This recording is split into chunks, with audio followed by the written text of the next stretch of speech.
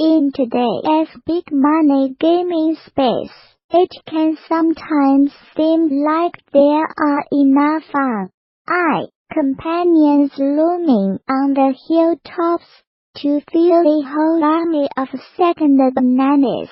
With the last of USS Early rubbing shoulders with the likes of Elizabeth and even a certain two-tailed fox.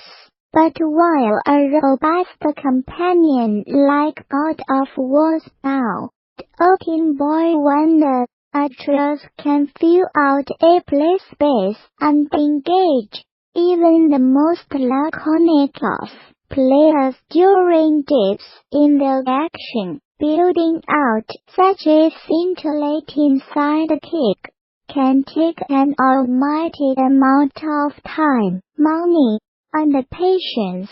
Just ask Carrie Barlog, the director of Santa Monica Studios' raucously acclaimed reboot, who describes Atreus as one of the game's most controversial features, to the point where his herald producers kept pestering him to rethink his ambitious conception of the character, up to and including canning the youngster entirely. I was told multiple times, scale it back, change it so have simpler, says Barlog.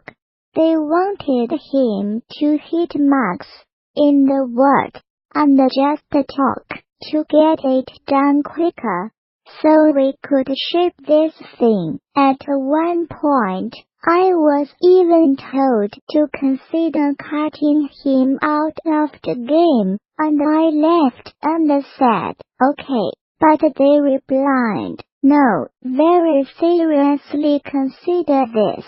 We do not have the production bandwidth for this. And I had to entertain what the game would be like without him. I had a very, very passive-aggressive pitch for that one that clearly didn't go over very well. Subtlety is not my thing. It's like saying, can we make Butch Cassidy and the Sundance Kid, but without Sundance? I managed to convince them that he was necessary, as Barlog recalls, from the very beginning of God of War's sprawling 5-year development cycle. He knew that following the slightly muted reception of the 2013 Into Ascension, that Santa Monica Studio couldn't stitch together another tale of Kratos slicing and dicing his way through another path on, fueled by nothing but his searing will of vengeance. He describes the franchise as habitual overuse of forced betrayals and endless quests for revenge, as an addiction, one that they planned to use Atreus as a springboard to overcome. We couldn't just make another angry Kratos game, says Barlog. We wanted a character who could reject Kratos' orders, who could prod and provide a foil for Kratos to actually talk and communicate, not just during cinematics, but through gameplay as well. Early on, some on the design team balked at the concept of granting the famously misanthropic Kratos another child, knowing full well the sheer amount of groundwork that the fresh face would bring to the project, both in terms of narrative and technical execution. The team, visited their fellow Sony studio Naughty Dog to talk to their AI programmers, and it was only at that point that Barlog fully understood the morass of issues that Santa Monica would have to trudge their way through to make Atreus a reality, one bug fix at a time. For example, initially, Barlog wanted to allow players to swim through the shimmering waters of the reboot as League of Nine, but his lead gameplay programmer shut down that fancy before it even got off the drawing board. He said, "RD navigation was gonna be hard enough. If we incorporate 3D navigation, it just becomes ridiculous." Barlog says, "We could do it, of course, but we did have to get rid of so much stuff to justify that dead time, and that's how we ended up with the boat, which was one of the game's least popular features internally, until we finally implemented the storytime conversations between Kratos and Atreus less than 9 months from the finish line." Barlog describes the process of creating a lifelike companion like Atreus as a tremendous amount of legwork, with the boy as humanity slowly trickling in as features were implemented.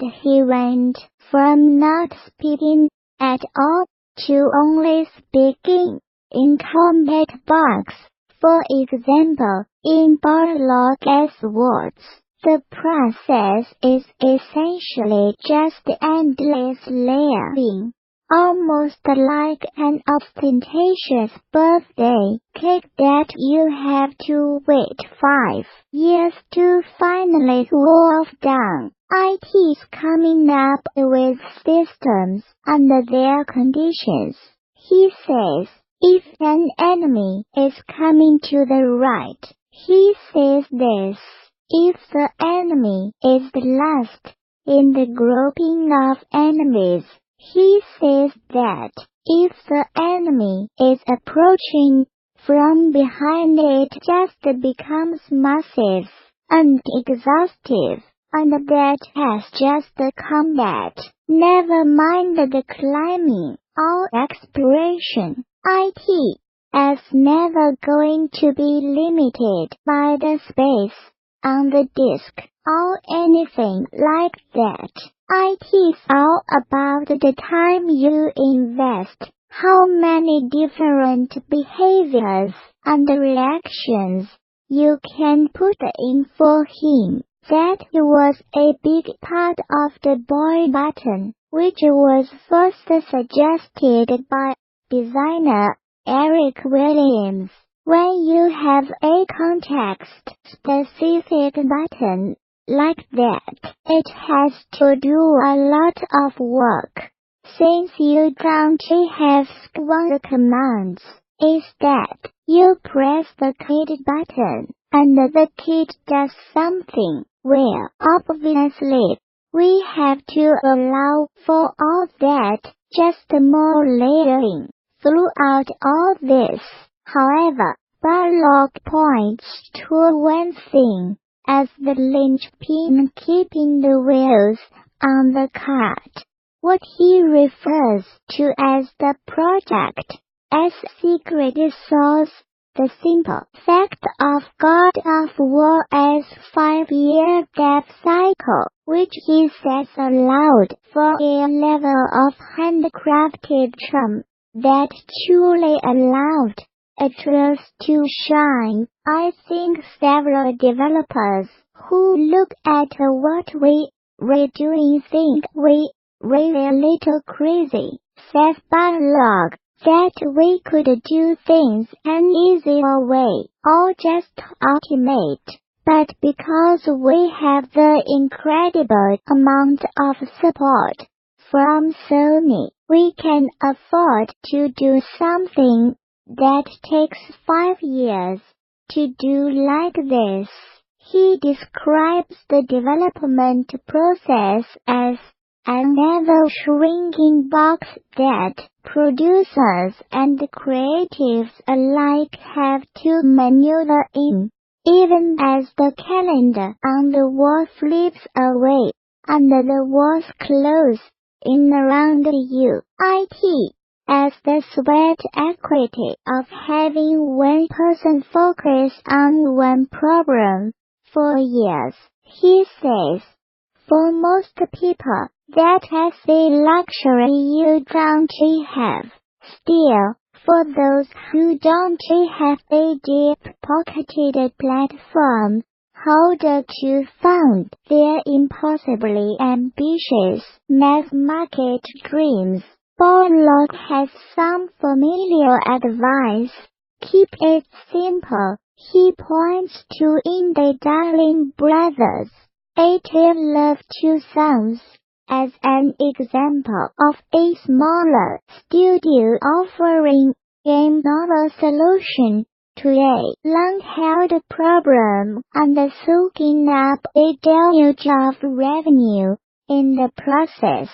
To those who would emulate Atreus, he gestures to one of his own inspirations, perhaps the most lauded companion of all, the ethereal Princess Yoda from Fullmetal with his landmark, I quote, which he describes as the perfect fusion of narrative and mechanics.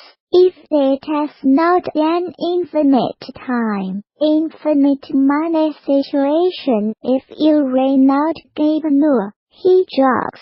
I would ask, why do you want it? What are you going to do with it? What do you want to say? And then stand on the shoulders of those who came before you.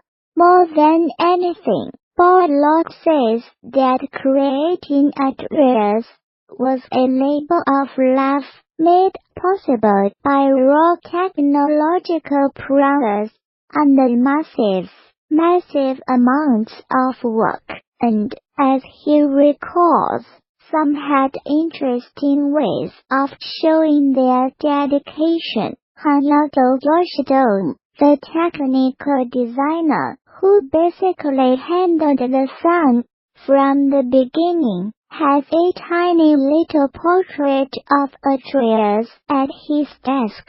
It is bedazzled, and it is always looking at Hayato, and it is almost like he is saying, "Do me right, Dad." Barlog says, even late in development, we had to keep that up, because there'd be so many times where Atreus would glitch out in the most emotionally tense scene of the entire game, when Atreus is laying down in a really vulnerable state. All of a sudden his combat banter's trigger, and his face twitches, and he says, "Sure are a lot of drama around here." It is the most arresting thing, because you're getting into the scene, and it is really working, and then he starts to talk, and we would laugh, because that is just the process.